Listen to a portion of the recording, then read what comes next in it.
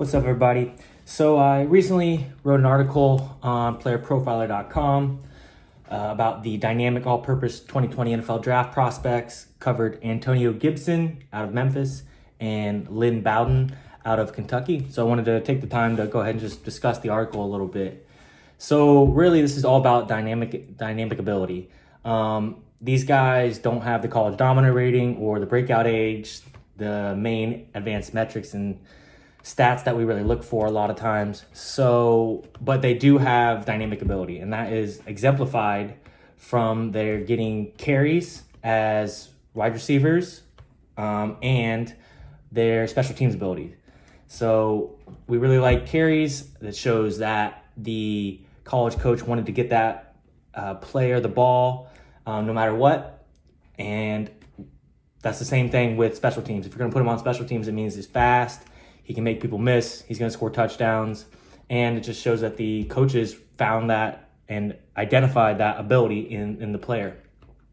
So just for example, Julian Edelman, he was a college quarterback. He was a quarterback that ran a lot for Kent State. And he also, even his final year there at Kent State, he returned a few punts as well. So that's just kind of the thing. Obviously, Julian Edelman is now a Hall of Fame level wide receiver, and he made that transition. And the reason that we could have noticed that back in the day, as with looking at Julian Edelman as a prospect, is that dynamic ability. Another guy is Curtis Samuel. So Curtis Samuel, his junior year, final year at Ohio State, he had over 700 yards receiving and 700 yards rushing. So he's like an H-back, getting just about as many carries as he was receptions.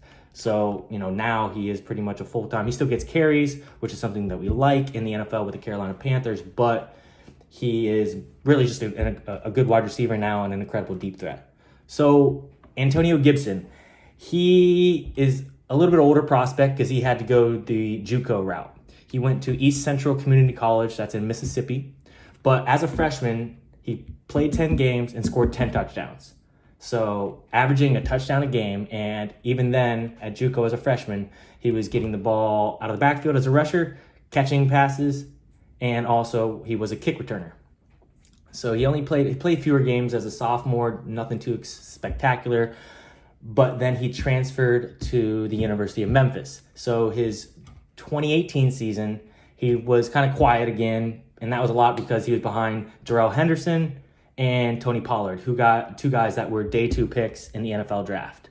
So 2 running backs that he was playing behind. Tony Pollard also did some special team stuff.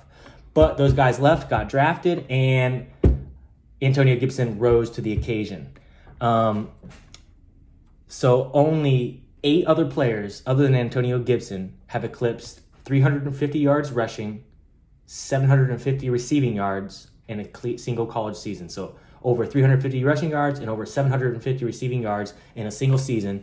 That list is Antonio Gibson, and then it also includes Jeremy Maclin, Percy Harvin, Charles Sims, Randall Cobb, Tavon Austin, and Curtis Samuel. So it's a pretty good list. Percy Harvin was extremely exciting when he was in the NFL. Jeremy Maclin had some wide receiver 1 years. Charles Sims has been a PPR running back. Randall Cobb was interesting for a while, getting Curtis Samuel. So he's in some good company with those types of numbers.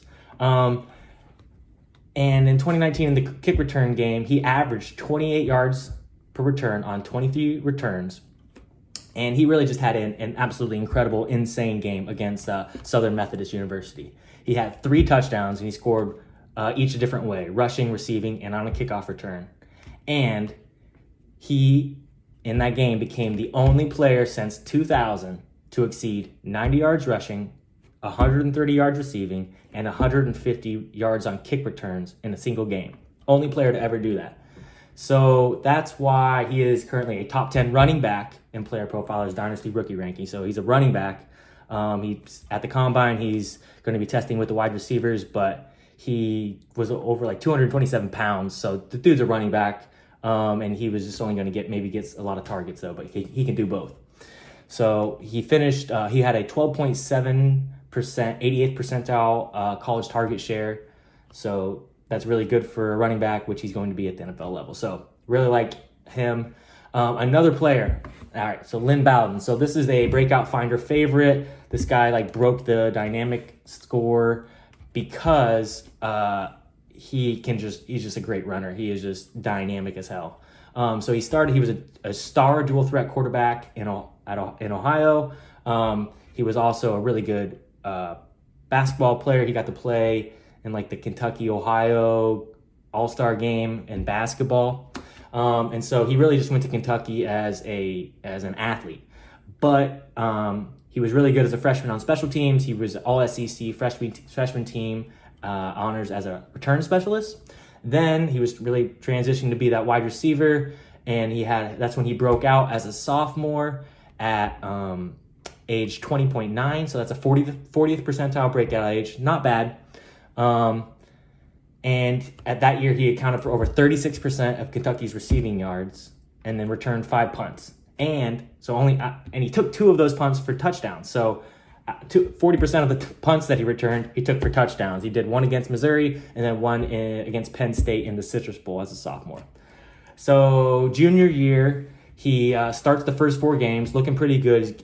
He was averaging a combined 96 yards rushing and receiving. And he would look like he's going to be a good receiver. But the Sawyer Smith, the quarterback for Kentucky, got hurt in Game 5. And so the Kentucky coaches decided, because their quarterback room was so weak, instead they inserted Bowden as a dual threat quarterback and finished the season. And he was so good that they ended up, Bowden led the SEC in rushing with 1,468 rushing yards and took Kentucky to the bowl game, and they won their bowl game. So kept their season alive.